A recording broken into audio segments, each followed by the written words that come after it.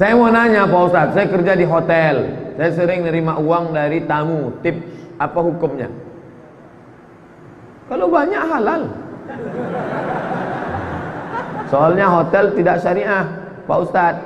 Dia ngasih kamu kenapa? Boleh jadi karena dia kasihan, teringat dia anaknya, teringat dia adiknya. Bisa jadi karena ditengoknya di situ bersih, senang dia. Jadi banyak motifnya. Kalau tidak ada dosa di dalamnya, ya tak apa-apa, hadiah. Somad, minjam duit masjid, tidak, tak bisa. Ustadz nyindir pengurus masjid ya, saya ketua masjid. Saya ketua masjid. Datang orang mau minjam, tak bisa, saya bilang, ini uang umat. Kalau mau uang saya, kalau gitu uang ustaz lah pinjam, senang tak ada pula. Assalamualaikum warahmatullahi wabarakatuh. Hai sahabat religiwan semuanya, semoga usia bertambah, istiqomah juga semakin bertambah, amal bertambah, maka bertambah pula kesiapan kita untuk tetap menebar kebaikan. Assalamualaikum warahmatullahi wabarakatuh.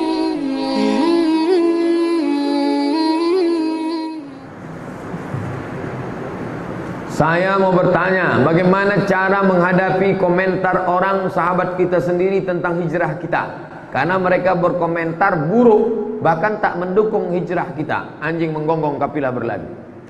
Wa in tuti' aktsara man fil ardi yudilluka an sabilillah. Kalau kau ikut cakap orang banyak, mereka hanya menyesatkanmu dari jalan Allah. Jangankan ente, anak-anak muda, jangankan anak FSRMM, jangankan anak Fodamara, jangankan anak Irma, sedang Nabi Muhammad aja mereka bilang sahir, tukang sahir, tukang sihir. Sedangkan Nabi Muhammad aja mereka bilang sahir, majnun, asatirul awalin, majnun gilo, sahir tukang sihir, asatirul awalin. Tidak ada yang lepas dari komen bapak-bapak. Maka jangan pikirkan komen orang, benar laksanakan. Dulu sebelum ente sholat, orang cuek aja. Kau mabuk orang cuek, tapi begitu kau sholat, udah ke masjid sekarang ya, hati-hati loh, si Andu kemarin ke masjid mati. Mulai dia berkata, mulai dia ngejek. Apakah masih ada hadis yang belum dibukukan, tapi hanya dalam bentuk proses musalsal dari musnid ke musnid lainnya? Hadis-hadis itu dibukukan pada pertama penulisan, ditulis sejak zaman Nabi, lalu kemudian dibukukan oleh para ulama. Apa beda penulisan sama pembukuan? Penulisan ditulis tapi tidak pakai bab, acak saja, tulis seperti yang dilakukan oleh Amr bin As, Abdullah bin Amr bin As. Lalu kemudian setelah itu barulah dibukukan. Kitab hadis yang paling tua yang ada sekarang kitab Muwatta, ditulis oleh Imam Malik bin Anas. Lalu kemudian berlanjutlah kepada Bukhari belakangan. Bukhari, Musannaf Ibnu Abi Syaibah dulu. Lalu Bukhari tahun 2056, Muslim 256 Bukhari, Muslim tahun 261. Ahmad bin Hanbal di atas, Imam Syafi'i di atasnya lagi. Ahmad bin Hanbal 241, Imam Syafi'i 204, Imam Malik 179. Ada tak hadis dari syekh ke syekh yang tak ada dalam buku? Ada di buku. Hanya saja orang tetap menjaga musalsalat bil musafahah, musalsalat bil awaliyah, musalsalat bil zikir. Di buku ada. Hanya saja dia mengambil dari syekh untuk apa? Lit tabarruk, ngambil barokah. Saya pun saya ambil, ada di buku. Kalau mau di buku ada, ar-rahimuna yarhamuhumur rahman yarhamuhum fil ardi yarhamkum man fis sama. Tapi kemarin waktu ke Indragiri Hilir berjumpa dengan Syekh Syekh Muhammad Idrus Hashim. Saya pegang tangannya, Syekh Ajiz nih minta saya ijazah musalsal. Kasihnya. Ajaztukum marwiyati wa musalsalati. Ku ijazahkan kepada engkau hadis musalsalat. Musalsalat artinya bersilsilah, silsilah yang kuterima dari Syekh Muhammad Yasin Al-Fadani. Syekh Idrus mengambil dari Syekh Muhammad Yasin Al-Fadani, Makkah Al-Mukarramah, bersilsilah sampai ke Nabi SAW. Itu lit tabarruk, untuk ngalap barokah. Kalau ada adik-adik mengambil dari kitab Sahih Bukhari, boleh. Apa namanya? Wijadah. Cara mengambil hadis itu ada 8. Yang paling tinggi sama, mendengar langsung. Yang kedua qiraah, guru dia membaca, guru mengangguk. Tapi yang paling ada namanya wijadah, kita dapat di buku. Tapi jangan baca sendiri, bacakan ke guru. Ini tentang masalah hadis yang musalsal tapi juga ditulis dalam kitab. Saya mau nanya Pak Ustadz, saya kerja di hotel, saya sering nerima uang dari tamu, tip, apa hukumnya? Kalau banyak halal. Soalnya hotel tidak syariah Pak Ustadz. Dia ngasih kamu kenapa? Boleh jadi karena dia kasihan, teringat dia anaknya, teringat dia adiknya. Bisa jadi karena ditengoknya di situ bersih, senang dia. Jadi banyak motifnya. Kalau tidak ada dosa di dalamnya, ya tak apa-apa, hadiah. Tapi kalau ada unsur maksiat, saya dikasihnya tadi Pak Ustadz 100.000. Kenapa? Minta belikan kamput dia 3 botol. Oh, ini dosa. Harap. Tak ada unsur apapun. Bekerja engkau dengan sesuai kerja, kau bersihkan, ini tiba-tiba pas keluar dikasihnya. Kau bawakan tasnya, dikasihnya. Nih, terima kasih ya, Dik. Halal, tak jadi masalah. Bagaimana dia kalau non muslim? Ya halal. Pembagian non muslim halal. Mana dalilnya? Jirjis, Mukaukis, raja Mesir, Kristen Ortodok Koptik, dikasihnya Nabi madu asal Banha, diminum Nabi, habis. Dikasihnya kain, diterima Nabi. Dikasihnya biral, keledai, biral lebih besar dari keledai, lebih kecil dari kuda, kendaraan, dipakai Nabi. Boleh. Apa hukumnya kita memakai dana bantuan kemanusiaan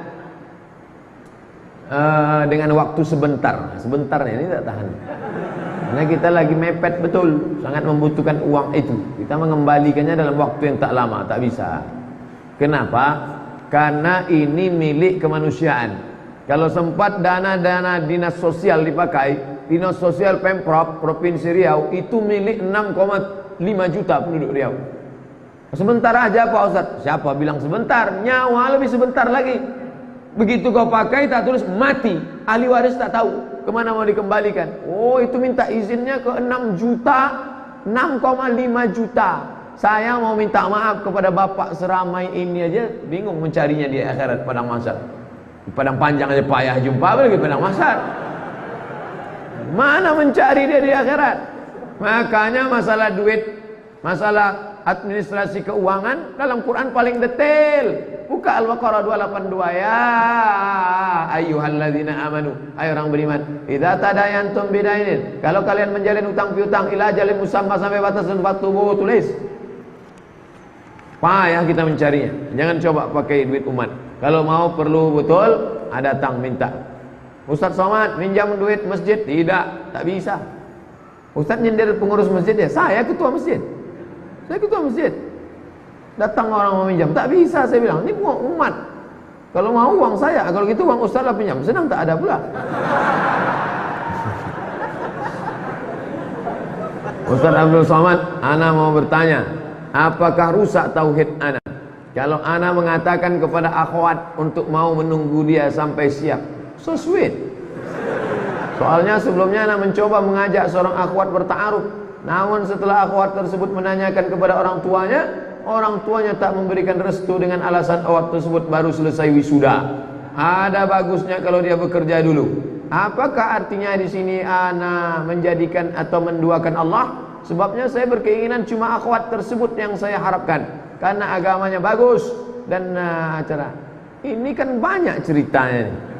Nunggu tamat kuliah dulu, udah tamat nunggu wisuda dulu, udah wisuda kerja dulu. Yang cepat kan ada. Kalau bisa cepat, kenapa lambat? Kenapa kau tunggu-tunggu dia? Takutnya nanti begitu dia kerja mati. Stres. Bagus cari yang cepat. Yang cepat aja dulu. Yang cepat itu dulu. Nanti kalau dia mau nunggu, dia yang kedua. Dapat dua-duanya. Mengapa sahabat mengumpul? Ustadz ini ngomong jangan sembarangan. Saya bukan sembarangan. Sekarang berapa banyak perempuan yang solihah tidak diselamatkan oleh laki-laki, akhirnya menikah sama Fir'aun, menikah sama pecandu narkoba. Berapa banyak perempuan, Pak Ustadz, saya pengajian suami saya selingkuh, tak terhitung berapa banyak. Sampai error HP saya sudah 2 hari tak aktif. Masuk WhatsApp 11.000 sekali masuk. Tak siapa membocorkan nomor saya sampai hati dia. Itulah, berapa banyak orang. Nah itulah. Jadi antum bisa menyelamatkan 2 yang solihah ini, itu jihad luar biasa itu. Allahu Akbar. Tengok kuat takbir. Mengapa sahabat mengumpulkan Al-Quran dari pelepah korma dan tulang, sementara para sahabat tersebut hafal Quran? Sahabat itu hafal Quran, tapi Nabi menyusun tim penulis wahyu sebanyak 40 orang. Maka dikombinasikan antara hafalan dengan tulisan. Kumpulkan yang ada di pelepah korma, komparasi. Itulah sekarang metode ilmiah namanya studi komparatif, studi banding. Sekolah ini mau nengok kualitas, datang studi banding ke Al-Azhar Sipabudi, mau melihat bagaimana kualitasnya. Maka begitu juga hafalan, sahabat tuh hafal Quran. 70 tentara penghafal Quran meninggal mati syahid waktu memerangi Nabi palsu Musailamah Al-Kadzab. Tapi dikumpulkan lagi yang ada tulisan pelepah korma, dicek lagi, dikomparasi lagi, baru bukan mereka meragukan hafalan mereka. Jangan silap dengan hafalan mereka. Apa hukum rokok bagi yang kecanduan dengan rokok? Rokok ini haram. Mufti Mesir Syekh Ali Jum'ah haram. Mufti Mesir Syekh Nasir Farid Wasil haram. Mufti Saudi Arabia Syekh Abdul Aziz Ibnu Baz haram. Mufti Indonesia tak ada mufti. Indonesia Muhammadiyah, Majelis Tarjih Muhammadiyah haram. Majelis Ulama Indonesia haram bagi ibu hamil, ibu menyusui, anak-anak, orang sakit haram. Bagi orang yang biasa makruh. Itu saya membacakan fatwanya aja. Ustaz merokok, saya tak merokok. Kapan waktu qadha bagi sholat subuh? Selesai sholat subuh itu qadha. Tapi kalau di masjid nanti orang menimbulkan fitnah, balik ke rumah, tunggu setelah syuruk, sholat sunat. Atau di masjid berzikir setelah sholat sunat isyraq. Hebat kawan tuh ya, banyak sholat sunat duhanya, rupanya qadha. Sementara setelah sholat subuh kan tak boleh. Sholat subuh, setelah sholat subuh tak boleh sholat yang tak ada sebab. Kalau ada sebabnya boleh. Sholat jenazah setelah sholat subuh boleh. Sholat tahiyatul masjid, habis sholat subuh masuk ke masjid boleh. Apa tak boleh? Begitu juga dengan qadha. Tapi kalau orang ngajinya tak sama, nanti menimbulkan fitnah. Balik Idul Fitri ke kampung, orang kampung tak ada pengajian. Begitu ditengoknya ada orang sholat setelah subuh, oh ini aliran sesat nih kan? Tangkoknya pula Pak. Saya mau tanya Ustaz, kalau kita pergi keluar kota, di jalan terdengar azan, masuk waktu sholat, pas kita berwudu ternyata air dari masjid itu bau, dan kita berkumur seperti ada rasa karat atau minyak. Gimana tuh Ustaz? Apakah wudu kita sah? Al-ma'u idza ballaghal qullataini lam yahmil khabas. Kalau air itu sudah sampai 2 kulah, maka dia tidak mengandung khabas, tak ada najis. Itu kalau di daerah ini mau pergi daerah Tembilahan, daerah Rokan Hilir Makan Siapi-api, daerah Bengkalis, berhenti kita air keran itu memang ada. Saya waktu pengajian dari Kuala Kampar mau masuk ke daerah Kuala Kampar tuh, merasakan rasa mandi pakai Coca-Cola sih itulah. Amazing. Luar biasa. Itu rasa lumpur, rasa apa, tapi air itu banyak. Maka dia tidak mengandung najis, tidak najis. Berikan tips supaya saya nggak mudah sakit hati dan cepat emosi, Pak Ustaz. Saya paling cepat sakit hati dan emosi. Kenapa dia menyakiti kita? Oh dia sengaja. Kita harus kasih tahu dia, ente jangan singgung-singgung saya. Apa ente sindir-sindir saya? Apa maksudnya? Tapi kalau kita salah paham, kita tabayun. Ente tadi maksud omongan itu menyindir atau apa? Tidak, saya tak ada nyindir. Bapak aja yang tersinggung. Oh maafkan saya. Nah, jadi jangan mudah terlalu sensitif. Sensornya terlalu tajam. Jarak 5 meter pun bunyi. Tit, tit, tit, tit. Nah, itu harus dibawa ke bengkel cepat. Mendengar ceramah Ustaz Somad berbunyi mobil di luar. Sensor terlalu tajam. Detektor logamnya terlalu tajam. Oleh sebab itu maka kita pahami dengan baik ilmu komunikasi, ambil 2 SKS. Saya sedang menyusun skripsi. Tolong doakan supaya ujian saya lancar dan tamat mendapat pekerjaan yang barokah. InsyaAllah. Berarti udah nikah. Biasanya sepaket itu. Ujian, kerja, nikah solihah. Ustadz, apa hukumnya jadi sales mobil? orang yang menjual produk halal, maka segala yang berkaitan dengannya halal. Ngajak orang makan, bapak-bapak silakan makan, ini rumah makan bagus ini, ya, halal, salah. Jadi gaji oleh rumah makan. Begitu juga dengan mobil. Mobil itu tidak haram. Ini mobil haram Pak Ustaz karena buatan Jepang. Oh tidak, dia sudah menjajah kita 3,5 tahun. Apa hubungannya? Jadi tidak haram, kecuali dia sales jual babi, sales jual BPK, babi panggang karuan, itu baru sales. Silakan Pak, yang badannya agak-agak dingin supaya hangat, sini panas, silakan. Itu tak boleh. La'ana Rasulullah, naha Rasulullah an samanil kalbi. Nabi melarang jual beli anjing. Wa mahril baghi, upah prostitusi, sales prostitusi, haram. Wa ulwanil kahin, upah dukun, sales dukun. Bagi yang ingin meramal-ramal silakan lewat sini. Oh, tak boleh. Begitu juga dengan orang yang buka koran yang isinya iklan-iklan dukun. Itu sama dengan sales dukun, haram. Kalau seseorang membangun masjid dengan dananya sendiri, wakaf, duit dia itu, diwakafkannya untuk umat, bolehkah masjid itu diberi nama atas nama dia? Terserah dia, buat nama dia. Bapak nanti pergi ke Kairo, ada masjid di simpang Haisadis, besar, kubahnya warna hijau, Masjid Nuri Khattab di Kairo. Masjid Nuri Khattab, di pintu masuk ditulis tidak menerima sumbangan. Masjid Nuri Khattab. Kemarin saya sebulan di Mesir itu, dibuat acara membaca kitab Sunan Tirmidzi, Syama'il Muhammadiyah, Mafahim Yajib an Tusahhah. Nama masjidnya Syekh Masjid Zaki, Abbas Zaki, mantan Menteri Ekonomi Mesir dulu. Orang kaya, dibangunnya Masjid Abbas Zaki. Ya terserah, nanti takutnya nggak ikhlas. Orang duit-duit dia, yang ikhlas dia yang bangun, duit-duit dia ikhlas. Ini sudah letak bangun masjid, ngejek orang tak ikhlas pula lagi. Apa hukumnya pengacara makan hasil pembelaannya yang salah? Artinya koruptor, jelas korupsi, tetap juga dia bela. Makan haram dia. Disumbatkannya duit haram itu ke mulut anaknya, ke mulut bininya, haram. Akhirnya duit itu pun tak juga jelas. Anak pun pecandu narkoba, bini berselingkuh, duit haram, duit hantu dimakan setan. Pokoknya kita hidup nih lurus-lurus saja lah. Bukan lama hidup nih. Saya tak terasa nanti bulan Ramadan pas 10 tahun. Ramadan 2008 saya pulang dari Maroko, 2018 Ramadan pas 10 tahun. 40, 50, 60 mati.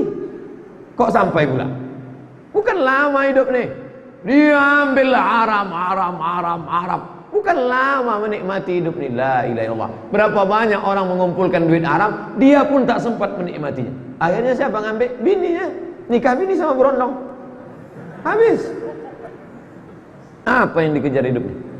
Saya mau bertanya, apabila kita lihat teman kita sedang bermaksiat, nonton video porno, posisinya tidak menonton, iman lagi kuat, mau menasehati tapi tak enak, karena saya belum tentu benar. Dia aja tak yakin dia benar. Gimana antum tak yakin antum benar? Saya benar, saya hamba Allah, Allah menolong saya. Kamu harus begitu. Kalau antum sendiri tak yakin antum benar, patutlah antum tak yakin, karena saya belum tentu benar dalam ibadah, dan terkadang saya terjerumus hal yang sama. Lebih baik saya nasihati atau saya biarkan? Antum nasihati diri, antum nasihati orang, antum nasihati, antum ajak buat baik. Kuntum khaira ummah, kalian umat terbaik. Syaratnya apa? Ta'muruna bil ma'ruf wa tanhauna 'anil munkar. Ikutlah komunitas sahabat hijrah, komunitas udah putusin aja, komunitas kemarin waktu di acara di Medan, konferensi pers ramai anak-anak muda. Berikut ini kita komunitas apa nih? Komunitas hijrah. Ini komunitas apa? Komunitas usahawan muslim. Ini apa? Komunitas entrepreneur muslim. Ini apa? Komunitas jomblo syariah. Ada. Ini mantap. Saya pernah dengar cerita tentang sahabat yang meminum darah Nabi SAW. Sedangkan dalam Al-Quran minum darah itu dilarang. Darah itu haram. Ini khususnya. Nama kitabnya Mafahim Yajib an Tusahhah. Ketika Nabi menyuruh sahabat membuang darah bekas bekam, hijamah. Ambil darah, pergi buang sana. Begitu dia ke belakang, bukan dibuang ya, diminum ya darah Nabi. Lalu dibilang, yang mana darah? Kau minum. Kata Nabi SAW, orang yang darahnya bercampur dengan darahku haram disentuh api neraka. Darah Nabi SAW, darah kawan antum jangan antum minum. Dracula. Bekas air minum Nabi, nama minum tempat minumnya Kirbah. Ketika Nabi meninggal, datang Asma, diambilnya tempat minum Nabi itu. Asal anaknya demam, diisinya air ke tempat air minum Nabi itu, bekas mulut Nabi itu, dituangnya, diminumkannya. Untuk apa? Mengambil barokah. Jadi sahabat mengambil barokah. Lalu kemudian Khalid bin Walid, mana peciku? Falan suah, mana peciku? Mana peciku? Kata Khalid. Khalid bin Walid, peci berserak-serak di pasar Madinah. Kenapa kau pusing? Bukan pecinya, ada rambut Nabi ku simpan, diselipkannya. Setiap aku pergi perang, ku pakai, tak pernah aku kalah. Jadi mereka mengambil barokah. Imam Ahmad bin Hanbal mengusap mimbar tempat Nabi. Baca nama kitabnya Mafahim Yajib an Tusahhah, tentang barokah, yang ditulis oleh Syekh Al-Habib Muhammad Ibnu Alawi Ibnu Abbas Al-Hasani Al-Maliki. Saya bertemu beliau tahun 2000. 1998 saya ke Kairo, 2000 kami pergi haji ke Makkah, naik kapal laut, datang ke majelis beliau di Rosaifah. Perusahaan tempat saya kerja mengamanahkan pada saya membeli perlengkapan kantor. Saat saya beli perlengkapan tersebut, saya bisa dapat menawar dari harga awal. Bolehkah saya mengambil keuntungan dari selisih harga awal dari harga yang saya tawar? Ketika menulis di nota, saya buat harga awal. Harga awal 2 juta. Ditawarnya 1,7. Ya, apakah yang 3 itu halal? Tidak. Kamu tetap pakai harga awal karena kau ditugaskan untuk membeli. Dalam hukum negara pun kau kena temuan. Beli kertas murah, padahal tetapkan gini, jadi temuan zaman sekarang. Maka kau bekerja saja, bahwa negara memberi bonus, perusahaan memberikan reward atas prestasi kerja, baik. Tapi kau bermain dalam masalah ini, ini permainan curang. Kecuali engkau menjadi penjual, engkau punya barang lalu kau jual, itu beda. Menjadi penjual, mengambil keuntungan dari barang yang dijual. Ini tidak, dia tidak menjual barang, dia hanya membeli. Harga pokok sudah ditetapkan, maka dia pakai harga pokoknya. Oh, kalau gitu saya tak dapat untung lah Pak Ustadz. Kau kan sudah digaji, kau sudah diberikan bonus oleh perusahaan. Ketika sholat yang tidak boleh ditutup wajah dan telapak tangan. Bagi muslimah, ketika sholat yang tak boleh ditutup wajah dan telapak tangan. Bagaimana hukumnya muslimah yang ketika sholat pakai cadar? Yang tak boleh tapak tangan ditutup itu dipakainya sarung. Itu yang tak boleh itu, sarung tangan. Itu tak boleh. Adapun menutup tangan dalam mukena, menutup tangan dalam, itu sama seperti umroh. Yang tak boleh itu pakainya sarung tangan. Begitu juga dengan wajah itu. Yang tak boleh itu, ada topi kalau mau naik ke tangguban perahu kan ada tuh. Tuh dipakai pas mau sholat dipakainya tuh. Itu yang tak boleh. Adapun kain niqab menutup, maka menurut fatwa ulama Saudi Arabia yang mewajibkan cadar, Syekh Ibnu Utsaimin, Syekh Ibnu Baz, pendapat mereka boleh. Tapi saya pakai pendapat mazhab mayoritas mazhab Syafi'i, waktu sholat pun buka aja. Buka. Kan tak ada laki-laki menengok, kan sama perempuan situ. Kecuali ada pula mengintip bukan. Paling anak-anak ngintip. Atau bapak-bapak yang ulahnya udah macam anak-anak. Saya sering mendengar beragama itu tidak boleh pakai akal. Beragama tak boleh pakai akal. Ini adalah dogma. Karena mereka mengatakan tak masuk akal, anak Allah, Allah Bapa, Rohul Kudus, 1 dalam 3, 3 dalam 1. Tak masuk akal Pak Pendeta, jangan pakai akal. Pokoknya kau telan aja bulat-bulat. Jangan pakai akal. Dalam Islam, afala ta'qilun, afala tatafakkarun. Padahal begitu banyak ayat-ayat yang ditujukan orang berpikir. Ya, afala ta'qilun, afala tatafakkarun. Jadi bagaimana mendahulukan akal dalam agama? Dalam Islam akal dipakai. Akal dalam agama Islam hanya tidak bisa dalam beberapa perkara simpel kecil. Secara umum rasional. Ajaran Islam rasional. Ajaran wudu, ajaran sholat, ajaran bagaimana sholat membuat orang menjadi fresh, bagaimana wudhu itu orang kalau rumah orang kaya, restoran ada wastafel cuci muka, maka dalam sholat fresh. Tidak hanya cuci muka, kumur-kumur, gosok, bahkan zahir batin. Jadi rasional. Ajaran Islam itu sangat rasional. Maka kalau ada orang mengatakan kau kalau sudah mengaji kau usah pakai akal lagi. Oh, gimana? Islam itu akal. La dina liman la aqlalah, bukan hadis. Ungkapan orang-orang ahli hikmah. La dina liman la aqlalah. Tidak ada beragama bagi orang yang tak berakal.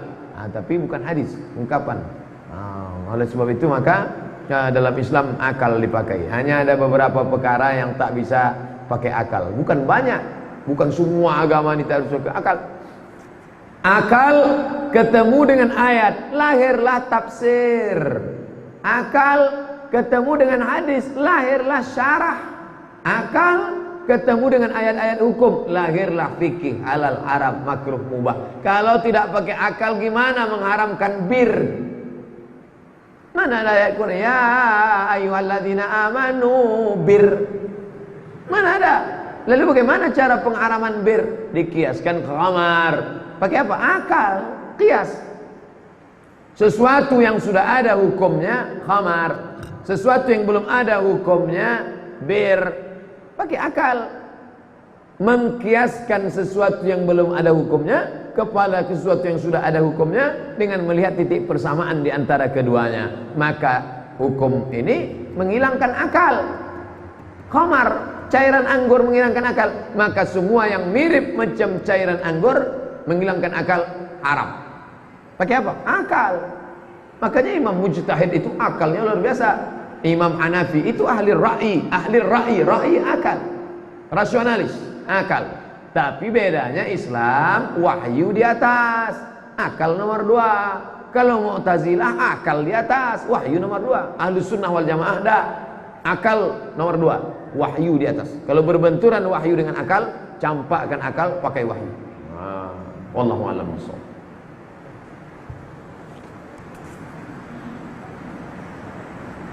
Apa kewajiban kita terhadap ibu tiri sama dengan ibu kandung? Ya, sekejam-kejamnya ibu kota masih kejam ibu tiri, Pak Ustaz. Itu nasib masing-masing lah.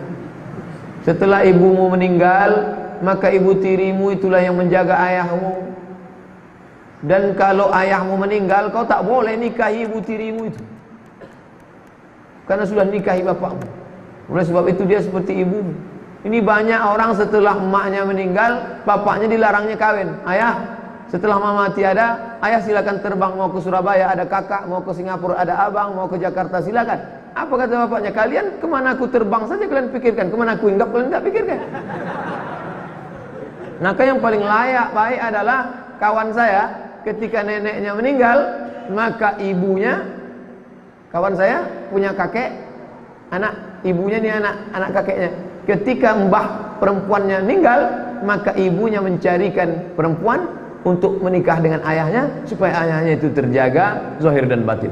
Begitulah bakti, kalau menjaga itu. Bagaimana cara bersilaturahim dengan laki-laki yang bukan mahram? Apa yang untuk silaturahim sama dia? Tadi di lokal ada yang nanya, Ustaz, boleh nggak saya berteman dengan teman laki-laki tapi tidak ada hubungan apa-apa? Tidak ada pertemanan dengan laki-laki, baik sudah menikah apalagi belum menikah. Makanya reuni sekarang tuh, oh bahaya itu. Reuni dalam grup WA 20 tahun yang lalu susah, jelek.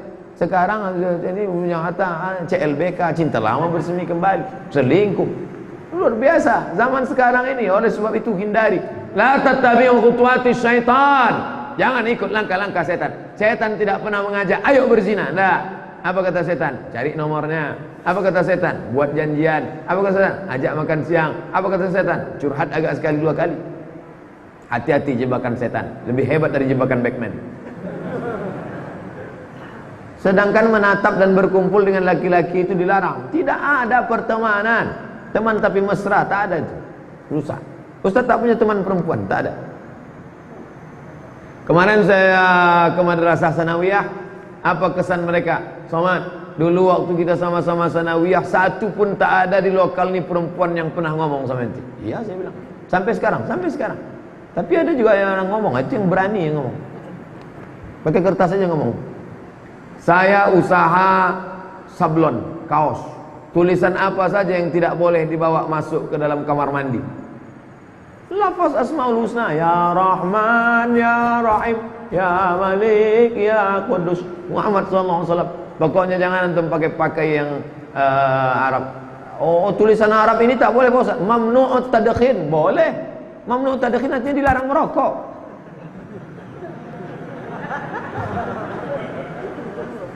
Bukan semua yang tulisan Arab itu tak boleh masuk ke dalam. Apakah tulisan Allah, Muhammad, Allah tak boleh, Muhammad tak boleh. Dan gambar Ka'bah menghinakan Ka'bah tak boleh. Boleh dibawa masuk. Jangan buat batik gambar Ka'bah. Ini buat batik gambar Ka'bah. Nanti masuk kamar, nanti masuk WC. Ini simbol-simbol agama. Simbol. Buat Ka'bah agama sajadah. Diinjak kaki. Kita sendiri yang merendahkan. Oleh sebab itu, buatlah sesuatu yang bermanfaat. Kalau mau buat sablon macam solat berjamaah 27 kali lipat dari solat sendiri. Mau? Banyak. Di Jogja tuh banyak sekali orang-orang. Saya dikasih jaket Born to Ride, Ride to Jannah.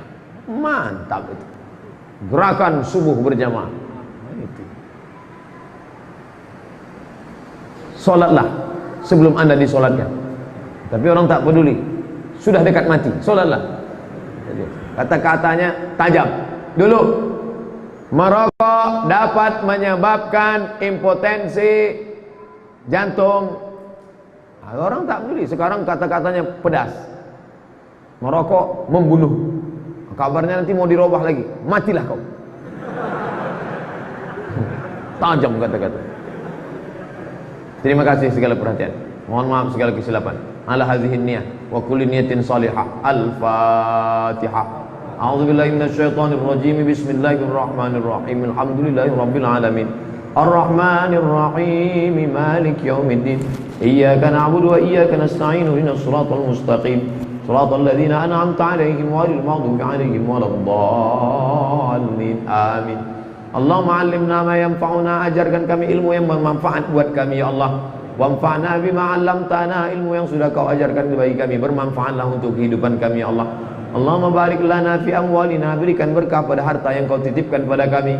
Wa azwajina wa auladina wa kulli ma ataitana, berikan berkah pada pasangan hidup, anak cucu, keturunan dan rezeki yang kau berikan pada kami ya Allah. Allahumma inna nas'alukal huda wat tuqa wal afafa wal ghina. Kami memohon kepada Engkau hidayah, ketakwaan, takut kepada Engkau dan berkecukupan.